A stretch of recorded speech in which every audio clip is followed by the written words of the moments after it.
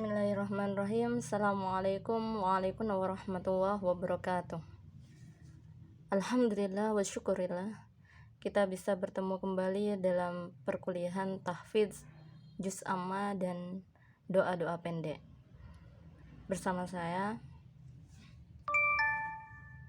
Dalam beberapa waktu yang lalu kita sudah pernah bertemu dalam perkuliahan saya, dan alhamdulillah biiznillah kita bertemu kembali dalam perkuliahan yang temanya berbeda.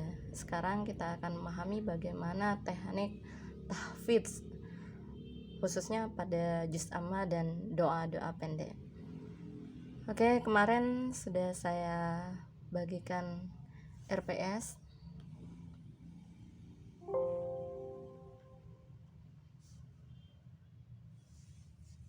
yang sudah saya buat dalam handout materi 1. Di sana ada beberapa tema, ada 16 tema, dan sesuai kesepakatan kita bahwa kita akan melaksanakan perkuliahan secara daring menyesuaikan dengan kondisi COVID. Mari kita berdoa bersama, semoga perkuliahan ini lancar. Walaupun perdana bagi kita melaksanakan perkuliahan dari jarak jauh secara online, mungkin tatap muka juga secara virtual, tapi semoga barokah keberkahan Allah, nilai barokahnya ilmu, dan kemudahan tetap senantiasa Allah berikan kepada kita. Ala hadzan ya wa ala kulli niyatin shalihah. Al-Fatihah. Rahman-Rahim, Maliki yaumiddin, iyyaka na'budu wa iyyaka nasta'in. Dan jangan lupa bagi saya dan Anda semua untuk memulai hari dan memulai segala kebaikan dengan basmalah. Bismillahirrahmanirrahim. Ini adalah handout materi yang pertama sudah kita laksanakan kemarin tentang pengenalan materi. Ada tema 16 di sana, include di dalamnya UTS dan UAS, jadi hanya 14 tema.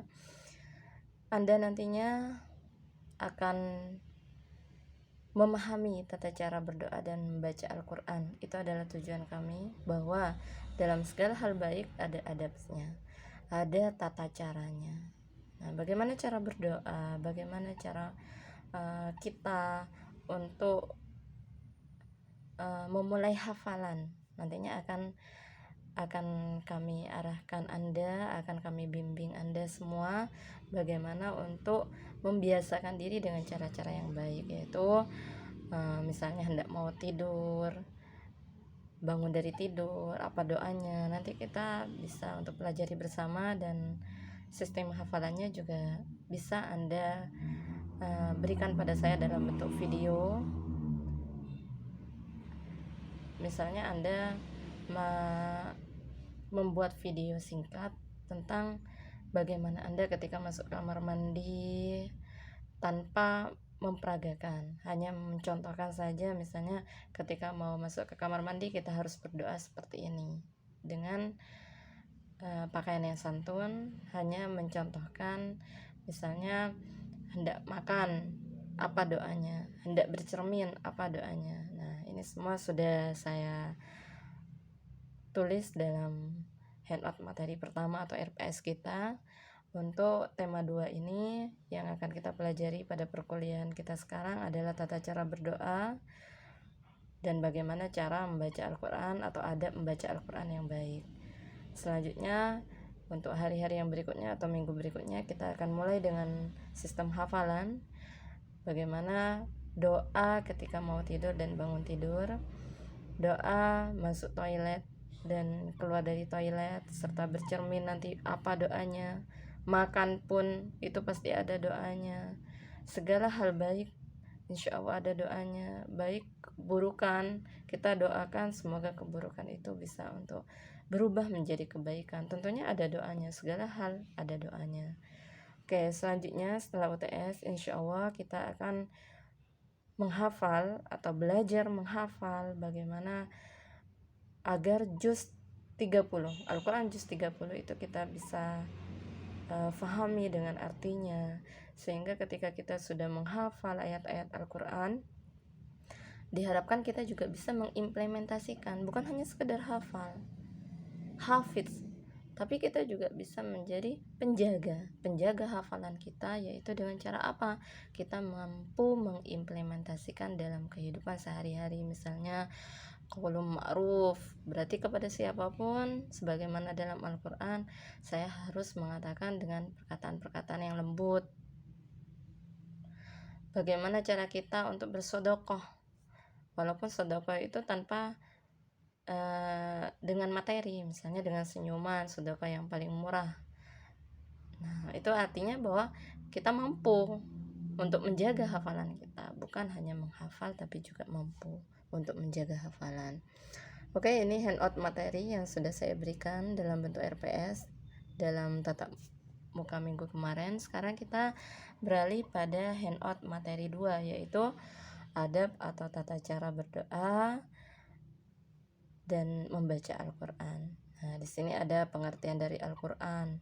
Al-Quran merupakan kitab suci umat Islam yang diturunkan oleh Allah kepada Nabi Muhammad melalui malaikat Jibril. Kita sudah tahu dari dulu, tapi kadang kita lupa untuk membaca Al-Quran. Kita punya Al-Quran di dalam rumah misalnya, tapi kita selalu sibuk atau bahkan terlalu sibuk sehingga kita tidak mampu untuk membacanya walaupun hanya satu ayat ataupun satu surat dalam sehari. Nah, itu ada ketentuannya bahwa Al-Quran diturunkan secara berangsur-angsur selama 22 tahun, 2 bulan, dan 22 hari. Di dalamnya 30 juz, 114 surat, dan ada 2 tempat, yaitu Mekah dan Madinah. Makanya ada surat yang diturunkan di Madinah, surat yang diturunkan di Mekah, itu sudah ada Makkiyah wa Madaniyah.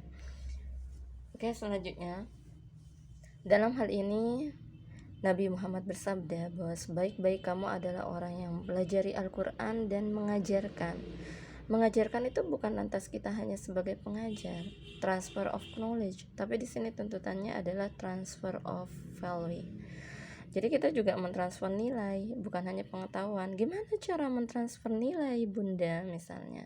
Yaitu dengan cara kita mampu untuk mengimplementasikan hafalan kita. Kita hafal, kita mampu mentadabburi Al-Quran, kita mampu menghayati nilai-nilai Al-Quran. Insya Allah kita juga mampu untuk mengajarkan kepada mahasiswa, anak-anak didik kita, bagaimana nilai-nilai dalam kandungan Al-Quran, yang terkandung dalam Al-Quran, sehingga kita bisa untuk mengimplementasikan, kita mampu untuk menerapkan dalam kehidupan sehari-hari. Oke, itu ya. Dan selanjutnya, bagaimana ketika ada senandung Al-Quran, apa kita harus mendengarkan? Di sini sudah jelas bahwa wa idza quri'al Qur'an fastami'u lahu wa ansitu la'allakum turhamun.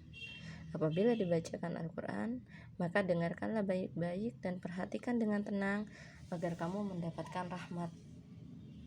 Nah, di sini sehingga menurut para ulama tafsir, adanya perintah menyimak bacaan Al-Quran berarti adanya perintah membaca Al-Quran. Jika mendengar saja sudah mengandung rahmat, apalagi jika kita membacanya.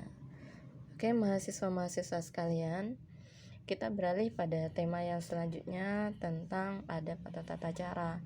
Bahwa sebelum membaca Al-Quran, sebelum kita menghafal, kita kan tidak mungkin menghafal tanpa membaca. Maka yang pertama adalah kita harus membaca. Setelah itu kita menghafal, hifzul. Setelah itu kita harus bisa menjadi penjaga, yaitu setelah kita mentadaburi, kita menghayati, kita mengartikan, kita memahami, maka kita mengimplementasikan apa yang kita pahami dalam kehidupan sehari-hari. Yang pertama, doa sebelum membaca Al-Quran, kita harus membaca doa Allahumma ftah alayya hikmataka wanshur alayya rahmataka wa dzakirni ma nasitu ya dzal jalali wal ikram. Ya Allah, bukakanlah hikmahmu padaku, bentangkanlah rahmatmu padaku, dan ingatkanlah aku terhadap apa yang aku lupa, wahai zat yang memiliki keagungan dan kemuliaan. Boleh teman-teman juga membaca raditu billahi robba wa bil islami dina, terus selanjutnya hingga akhir. Itu tidak apa-apa, itu biasanya yang lebih umum dibaca ketika kita mau membaca Al-Quran. Terus yang kedua,